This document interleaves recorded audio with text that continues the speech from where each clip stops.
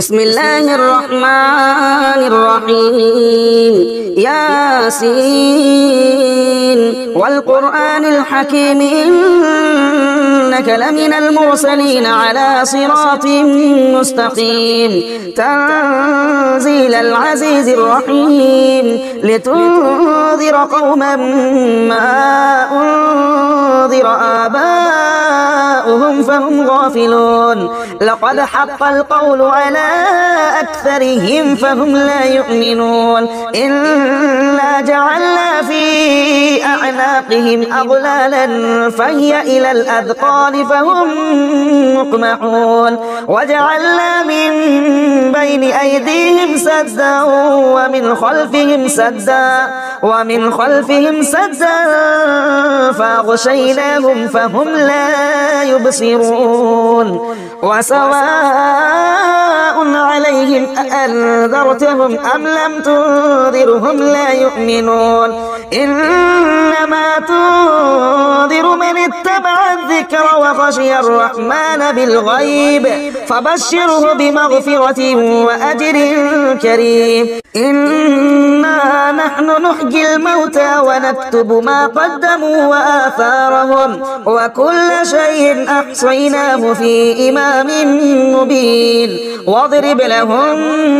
مثلا أصحاب القرية إذ جاءها المرسلون إذا أرسلنا إليهم اثنين فكذبوهما فعززنا بثالث فقالوا إنا إليكم مرسلون قالوا ما أنتم إلا بشر مثلنا وما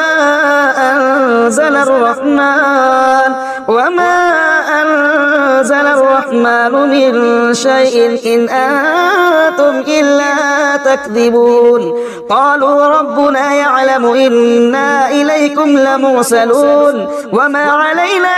إلا البلاغ المبين قالوا إنا تطيرنا بكم لئن لم تنتهوا لنرجمنكم وليمسنكم منا عذاب أليم قالوا طائركم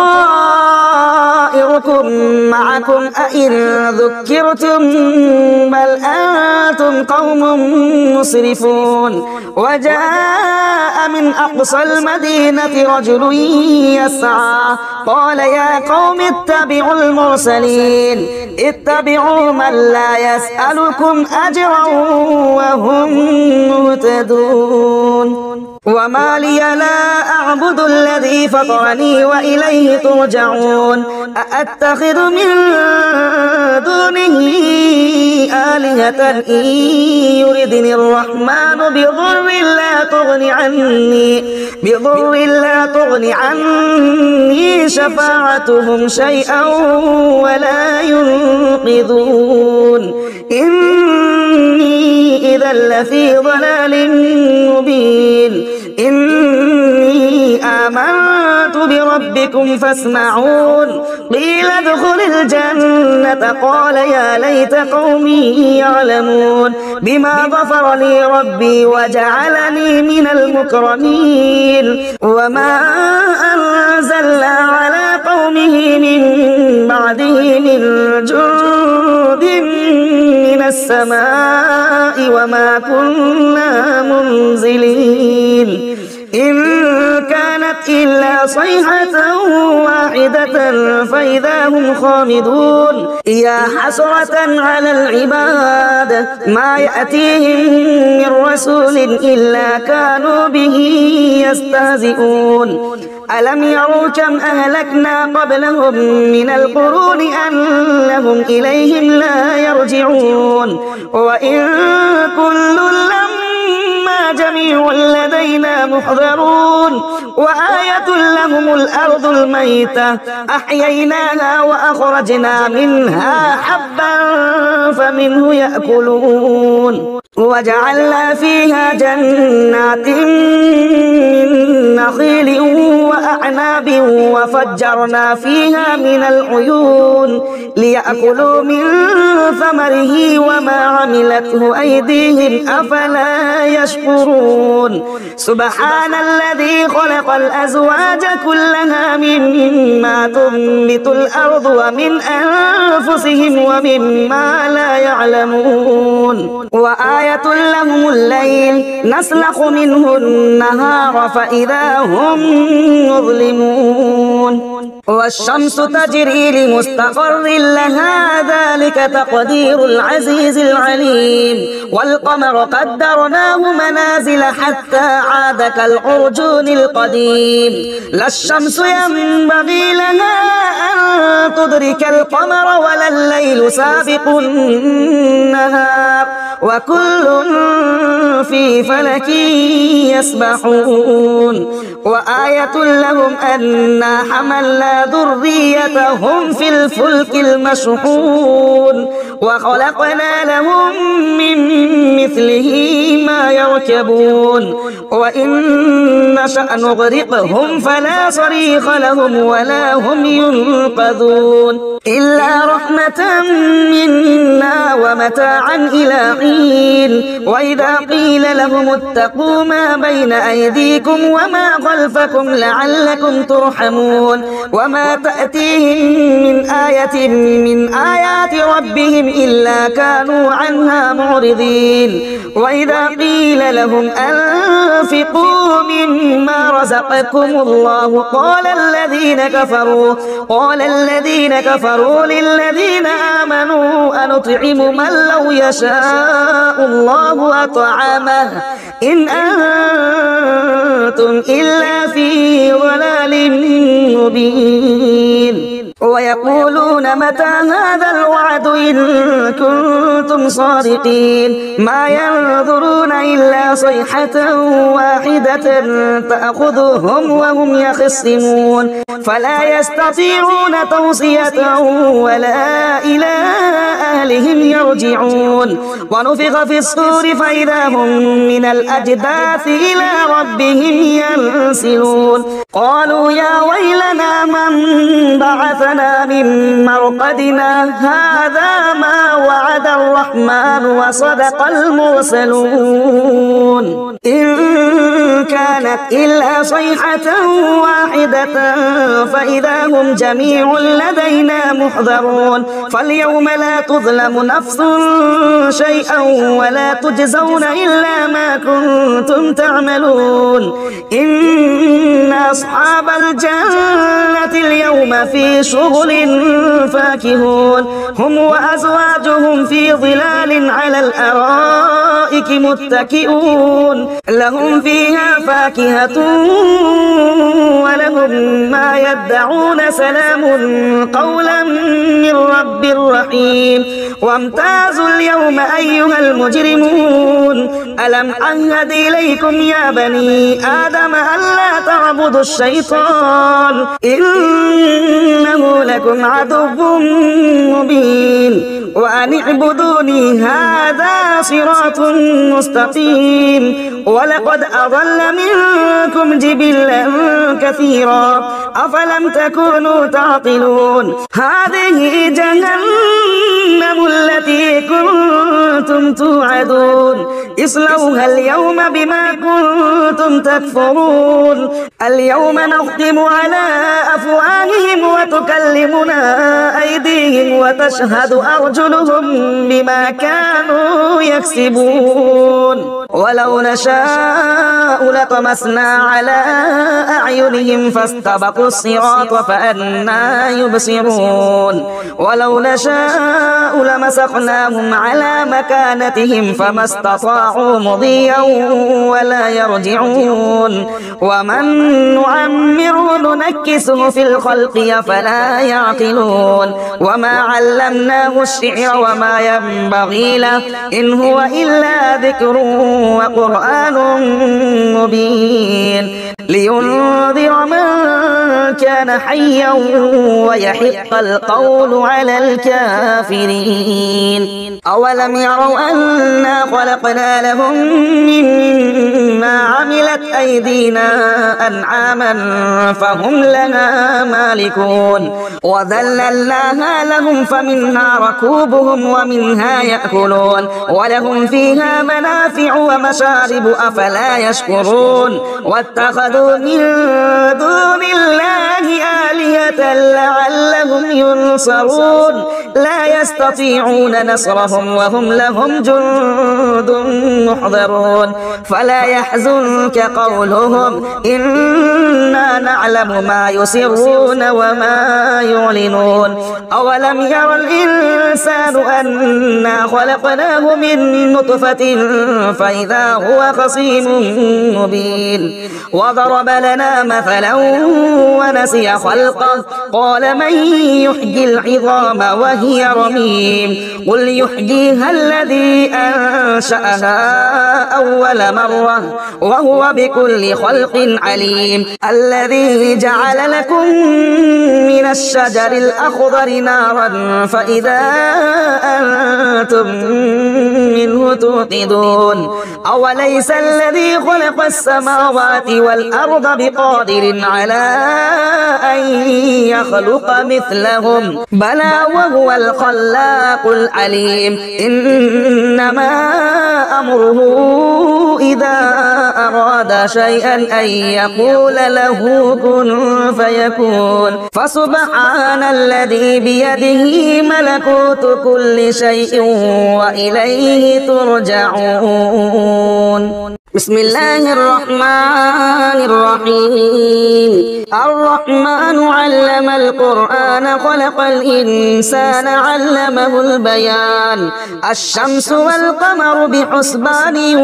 والنجم والشجر يسجدان والسماء رفعها ووضع الميزان ألا تطغوا في الميزان وأقيموا الوزن بالقسط ولا تخسروا الميزان والأرض وضعها للأنام فيها فاكهة والنخل ذات الأكمام والحب ذو العصف والريحان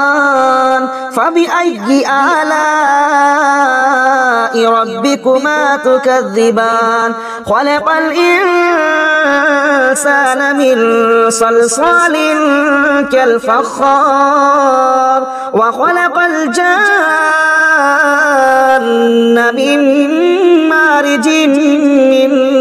نار فبأي آلاء ربكما تكذبان رب المشرقين ورب المغربين فبأي آلاء ربكما تكذبان مرج البحرين يلتقيان بينهما برزخ لا يبغيان فبأي آلاء ربكما تكذبان يخرج منهما اللؤلؤ والمرجان فبأي آلاء ربكما تكذبان وله الجوار المنشآت في البحر كالأعلام فبأي آلاء ربكما تكذبان كل من عليها فان ويبقى وجه ربك ذو الجلال والإكرام فبأي آلاء ربكما تكذبان يسأله من في السماوات والأرض كل يوم هو في شأن فبأي آلاء ربكما تكذبان سنفرغ لكم أيها الثقلان فبأي آلاء ربكما تكذبان يا معشر الجن والإنس إن استطعتم أن تنفذوا من أقطار السماوات والأرض فانفذوا لا تنفذون إلا بسلطان فبأي آلاء ربكما تكذبان يرسل عليكما شباب من نار ونحاس فلا تنتصران فبأي آلاء ربكما تكذبان فإذا وانشقت السماء فكانت وردة كالدهان فبأي آلاء ربكما تكذبان فيومئذ لا يسأل عن ذنبه إنس ولا جان فبأي آلاء ربكما تكذبان يعرف المجرمون بسيماهم فيؤخذ بالنواصي والأقدام فبأي آلاء ربكما تكذبان هذه جهنم التي يكذب بها المجرمون يطوفون بينها وبين حميم آن فبأي آلاء ربكما تكذبان ولمن خاف مقام ربه جنتان فبأي آلاء ربكما تكذبان ذواتا أفنان فبأي آلاء ربكما تكذبان فيهما عينان تجريان فبأي آلاء ربكما تكذبان فيهما من كل فاكهة زوجان فبأي آلاء ربكما تكذبان متكئين على فرش بطائنها من استبرق وجنى الجنتين دان فبأي آلاء ربكما تكذبان فيهن قاصرات الطرف لم يطمثهن إنس قبلهم ولا جان فبأي آلاء ربكما تكذبان كأنهن الياقوت والمرجان فبأي آلاء ربكما تكذبان هل جزاء الإحسان إلا الإحسان فبأي آلاء ربكما تكذبان ومن دونهما جنتان فبأي آلاء ربكما تكذبان مدهامتان فبأي آلاء ربكما تكذبان فيهما عينان نضاختان فبأي آلاء ربكما تكذبان فيهما فاكهة ونخل ورمان فبأي آلاء ربكما تكذبان فيهن خيرات حسان فبأي آلاء ربكما تكذبان حور مقصورات في الخيام فبأي آلاء ربكما تكذبان لم يطمثهن إنس قبلهم ولا جان فبأي آلاء ربكما تكذبان متكئين على رفرف خضر وعبقري حسان فبأي آلاء ربكما تكذبان تبارك اسم ربك ذي الجلال والإكرام بسم الله الرحمن الرحيم تبارك الذي بيده الملك وهو على كل شيء قدير الذي خلق الموت والحياة ليبلوكم أيكم أحسن عملا وهو العزيز الغفور الذي خلق 7 سماوات طباقا ما ترى في خلق الرحمن الرحمن من تفاوت فارجع البصر هل ترى من فطور ثم ارجع البصر كرتين ينقلب إليك البصر خاسئا وهو حسير ولقد زينا السماء الدنيا بمصابيح وجعلناها رجوما للشياطين وأعتدنا لهم عذاب السعير وللذين كفروا بربهم عذاب جهنم وبئس المصير إذا ألقوا فيها سمعوا لها شهيقا وهي تفور تكاد تميز من الغيظ كلما ألقي فيها فوج سألهم خزنتها ألم يأتكم نذير قالوا بلى قد جاءنا نذير فكذبنا وقلنا ما نزل الله من شيء إن أنتم إلا في ضلال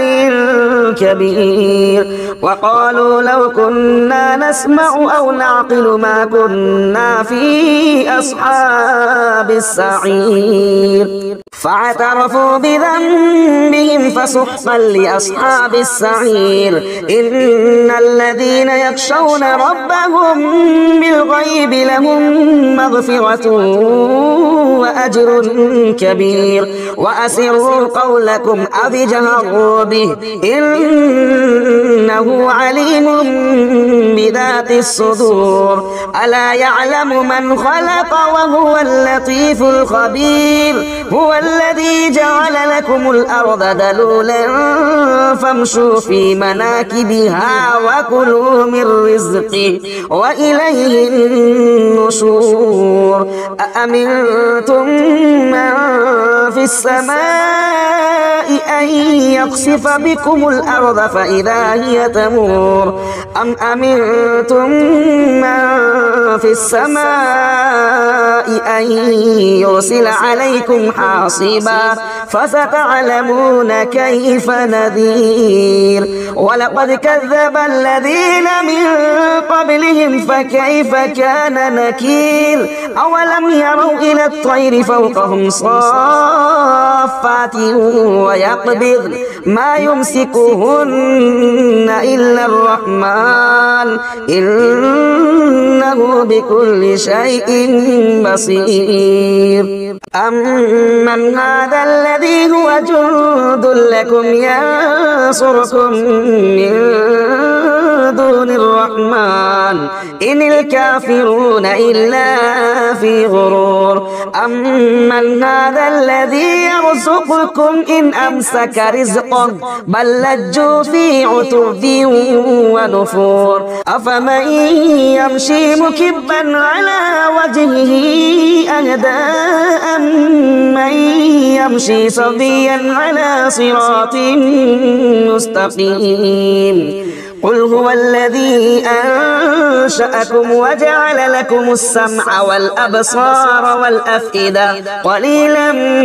ما تشكرون قل هو الذي ذرأكم في الأرض وإليه تحشرون ويقولون متى هذا الوعد إن كنتم صادقين قل إنما العلم عند الله وإنما أنا نذير مبين فلما رأوه زلفة سيئت وجوه الذين كفروا وقيل هذا الذي كنتم به تدعون قل أرأيتم إن أهلكني الله ومن معي أو رحمنا فمن يجير الكافرين من عذاب أليم قل هو الرحمن وآمنا به وعليه توكلنا فستعلمون من هو في ضلال مبين قل أرأيتم إن أصبح ماؤكم غورا فمن يأتيكم بماء معين بسم الله الرحمن الرحيم يا أيها المزمل قم الليل إلا قليلا نصفه أو انقص منه قليلا أو زد عليه ورتل القرآن ترتيلا إنا سنلقي عليك قولا ثقيلا إن ناشئة الليل هي أشد وطئا وأقوم قيلا إن لك في النهار سبحا طويلا واذكر اسم ربك وتبتل إليه تبتيلا رب المشرق والمغرب لا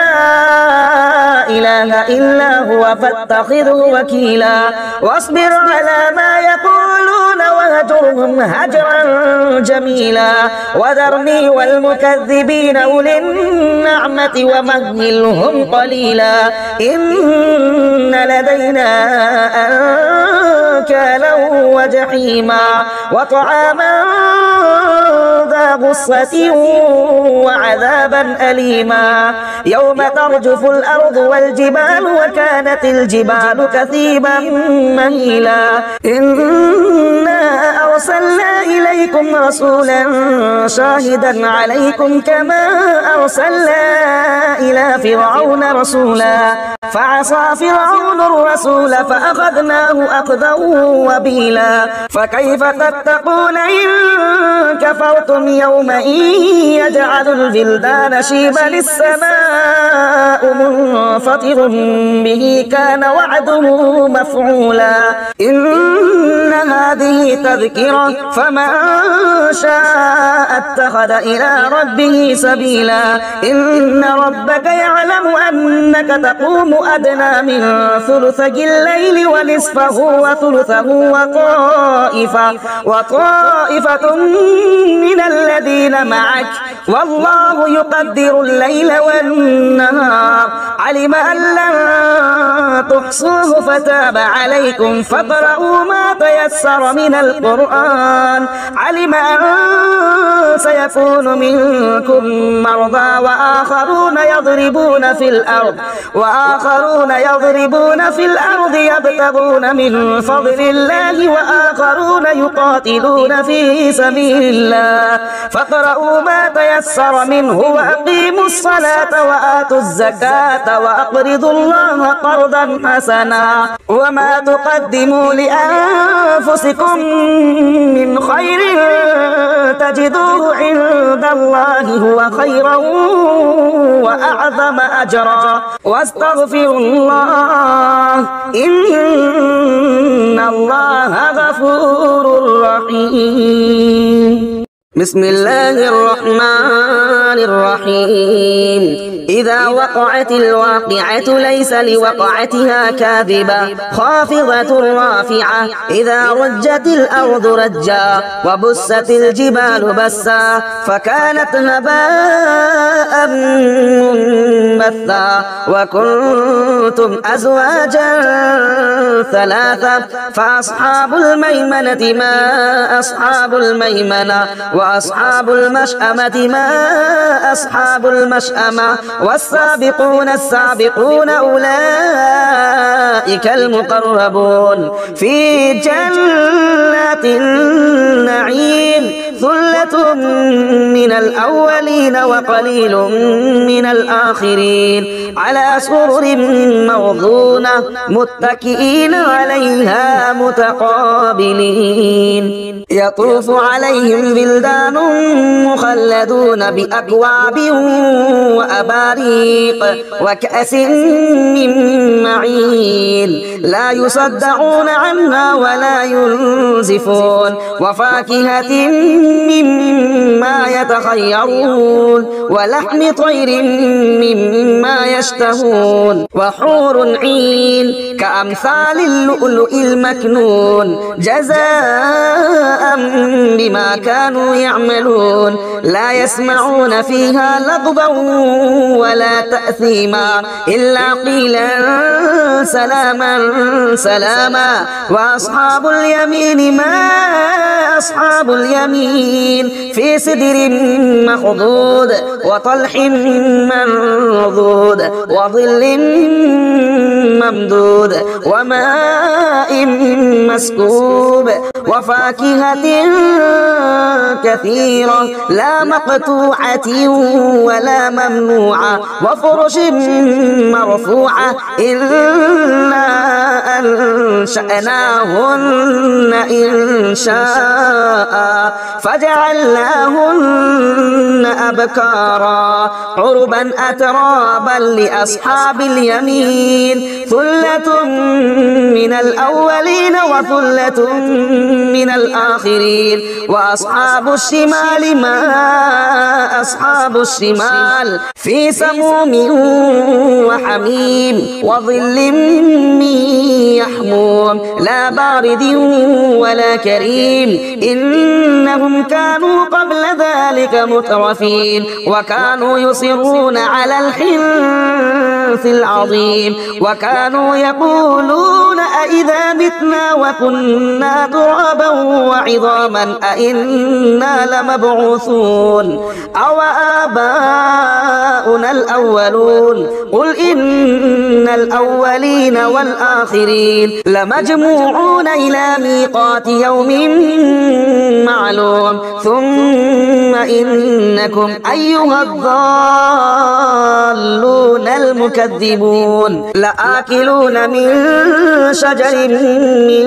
زقوم فمالئون منها البطون فشاربون عليه من الحميم فشاربون شرب الهيم هذا نزلهم يوم الدين نحن خلقناكم فلولا تصدقون أفرأيتم ما تمنون أأنتم تخلقونه أم نحن الخالقون نحن قدرنا بينكم الموت وما نحن بمسبوقين على أن نبدل أمثالكم وننشئكم فيما لا تعلمون ولقد علمتم النشأة الأولى فلولا تذكرون أفرأيتم ما تحرثون أأنتم تزرعونه أم نحن الزارعون لو نشاء لجعلناه حطاما فظلتم تفكهون إنا لمغرمون بل نحن محرومون أفرأيتم الماء الذي تشربون أأنتم أنزلتموه من المزن أم نحن المنزلون لو نشاء جعلناه أجاجا فلولا تشكرون أفرأيتم النار التي تورون أأنتم أنشأتم شجرتها أم نحن المنشئون نحن جعلناها تذكرة ومتاعا للمقوين فسبح باسم ربك العظيم فلا أقسم بمواقع النجوم وإنه لقسم لو تعلمون عظيم إنه لقرآن كريم في كتاب مكنون لا يمسه إلا المطهرون تنزيل من رب العالمين أفبهذا الحديث أنتم مدهنون وتجعلون رزقكم أنكم تكذبون فلولا إذا بلغت الحلقوم وأنتم حينئذ تنظرون ونحن أقرب إليه منكم ولكن لا تبصرون فلولا إن كنتم غير مدينين ترجعونها إن كنتم صادقين فأما إن كان من المقربين فروح وريحان وجنة نعيم وأما إن كان من أصحاب اليمين فسلام لك من أصحاب اليمين وأما إن كان من المكذبين الضالين فنزل من حميم وتصلية جحيم إن هذا لهو حق اليقين فسبح باسم ربك العظيم।